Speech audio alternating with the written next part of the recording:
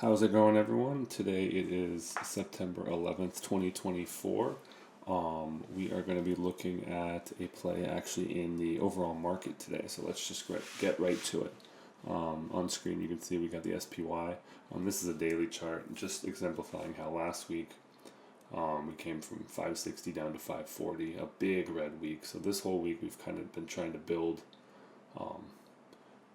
almost a little bit of a base that you'll see in subsequent charts to push back up towards all-time highs. The Qs here, similar story. Last week from 473-ish down to 448, and then this week we're trying to 3 green days to start the week. We're trying to push our way back up. So let's go to a 15-minute chart and look at. We'll start with the SPY. So yeah, you can see at the end of last week, we've kind of finished here out on Friday, not being able to break through this low. I'm just holding at this 440 level. And then coming into this week, we gapped up and hung out, kind of consolidating in the 443 to 446 range.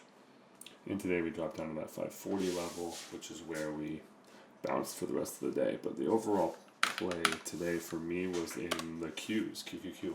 So I felt like it's pretty black and white if you actually look at the chart here. So you see on Friday we did a similar thing. We found a base here around 448.5. Gapped up on Monday, and you'll see this level of 450 where on Friday the buyers were met by some selling, and they couldn't get it back above this 450 level. Like, we broke above it, but sold back down, broke above it, and then sold back down into the close.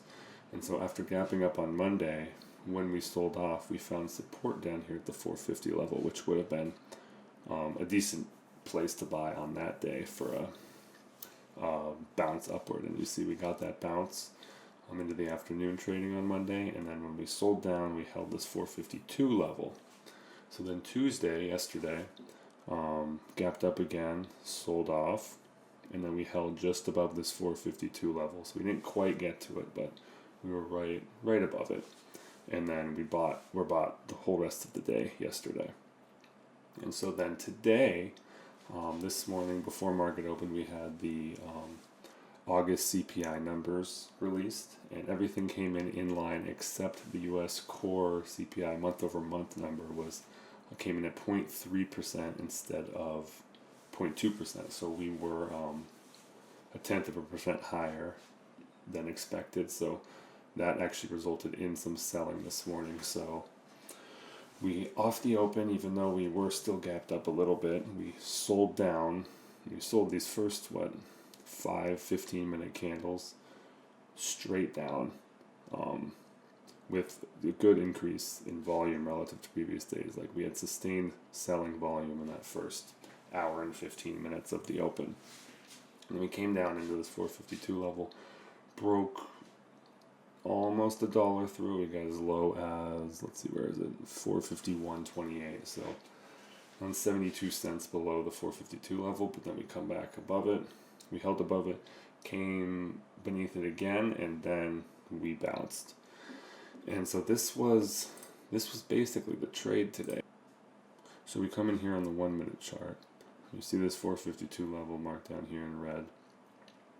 So we sell off, big selling, about 45 minutes into the open, and then, like I said, we get below this 452 level, but then we start to consolidate right in here, and we find some buying below this level, and then you see, even though we're consolidating below the level, get a big tall-bodied green candle buying us back above the 452, and then when we sell back down to it, we hold above this level, and then as our volume contracts, showing less and less selling, eventually we get this big buying volume, big buying candles to the upside, and that was one of the signals to enter long here. There are a couple places you could have entered long. You could have entered at the hold above 452 at right around 452. You also could have entered at this candle where the buying volume comes in increased. 452.80s. The only downside to that, other than having a better confirmation potentially that you're going to get the up move is that if it does then come back down against you, you would have had to have risked much more, because the stop for this would likely be the low of day or just below the low of day. So if you're in at 452, you got like a 70-80 cent stop, whereas if you're in here, you're risking over $1 potentially, depending on how tight you want to set it. So we get this big volume buying, and then for the rest of the day pretty much it was just clean to the upside. So we held that 452 level, and then you're just watching for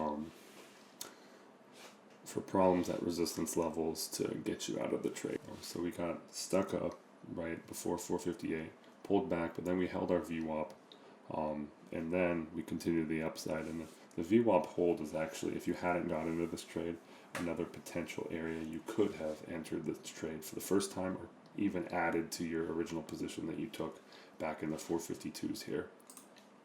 But after that VWAP hold, we just had sustained buying with no more larger pullbacks than we saw coming into VWAP back here at 8:55 Pacific time. So we just pushed to the upside all day, and it was a pretty clean uptrend. So if you got in at the strength after this bottom, or at the VWAP hold, or at the break of the pre-market high, which would have been here at 460 and a half-ish, or even up here when we had these big, huge volume come into the stock, you could have bought up here at the break above this consolidation 464. So it was hard to be wrong if you were going long the Qs today. In fact, most tech names in general. Just another option, if the Qs is too expensive, you could always trade the TQs. This is a triple leveraged ETF that mimics the Qs. So this one priced on $58. So see the hold of 58, exactly the same action, and then you get this up move, the hold of VWAP up all day long. So that would have been a cheaper way to have played it. But either way, that is the full trade. It's just a simple market hold of support levels put in on previous days. And then you're just buying after strength is shown in the name. So that's going to do it for today. I hope everyone had a good day trading today. Remember to trade your playbook and playbook your trades.